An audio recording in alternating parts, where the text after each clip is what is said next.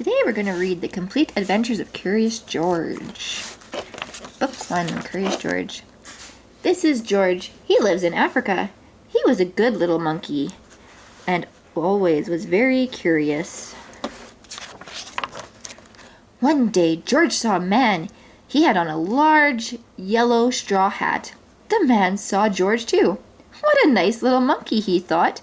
I would like to take him home with me. He put his hat on the ground, and of course George was curious. He came down from the tree to look at the large yellow hat. The hat had been on the man's head. George thought it would be nice to have it on his own head. He picked it up and put it on. The hat covered George's head. He couldn't see. The man picked him up quickly and popped him into a bag. George was caught. The man with the big yellow hat put George into a little boat, and a sailor rowed them both across the sea to a big ship. George was sad, but he was still a little curious. On the big ship, things began to happen. The man took off the bag.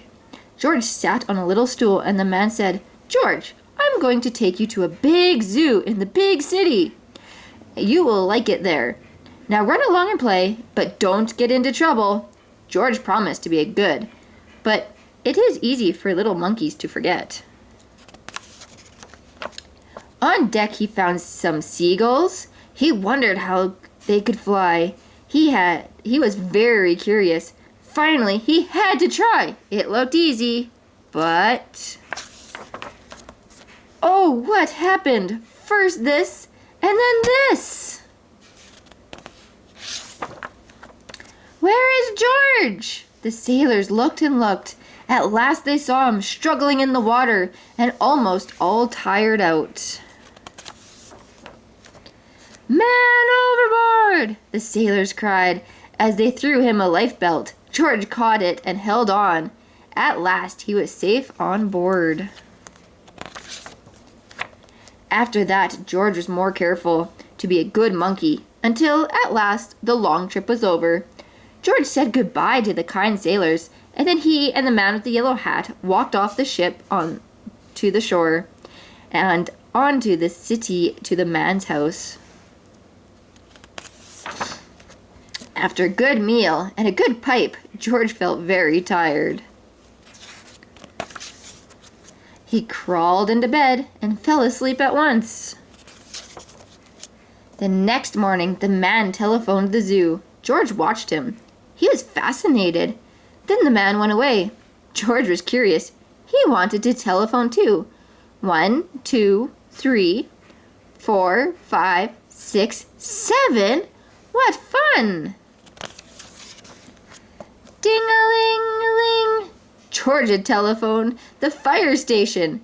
The firemen rushed to the telephone. "Hello? Hello," they said, but there was no answer.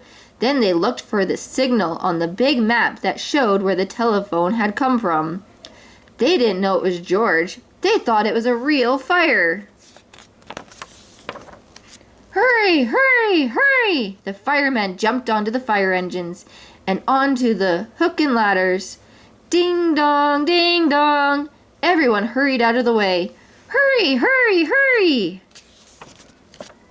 The firemen rushed into the house. They opened the door. "No fire? Only a naughty little monkey." "Oh, catch him! Catch him!" they cried.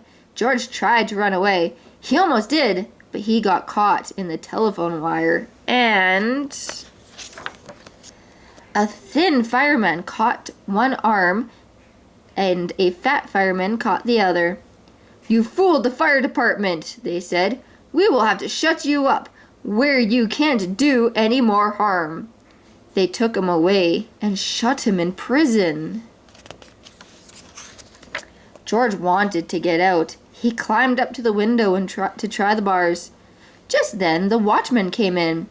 He got on the wooden bed to catch George, but he was too big and heavy. The bed tipped over, and quick as lightning, George ran through the open door.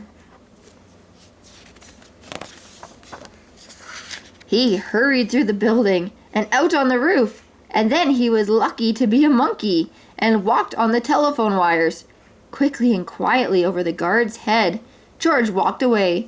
He was free! Down the street, outside the prison wall, stood a balloon man. A little girl bought a balloon for her brother. George watched. As he was curious again, he felt he must have a bright red balloon. He reached over and tried to help himself, but instead of one balloon, the whole bunch broke loose, and in an instant the wind whisked them all away. And with them went George, holding tight with both hands. Up he sailed, higher and higher. The houses looked like little toy houses. The people like dolls. George was frightened. He held on very tight. At first the wind blew in great gusts. Then it quieted. Finally it stopped blowing altogether. George was very tired. Down, down he went. Bump! Onto the top of a traffic light. Everyone was surprised. The traffic got all mixed up. George didn't know what to do. Then he heard someone call, "George!" He looked down and saw his friend, the man with the big yellow hat. George was very happy. The man was happy too. George slid down the post. The man with the big yellow hat put him under his arm. Then he paid the balloon man for all the balloons. And then George and the man climbed into the car, and at last, away they went. To the zoo. What a nice place for George to live.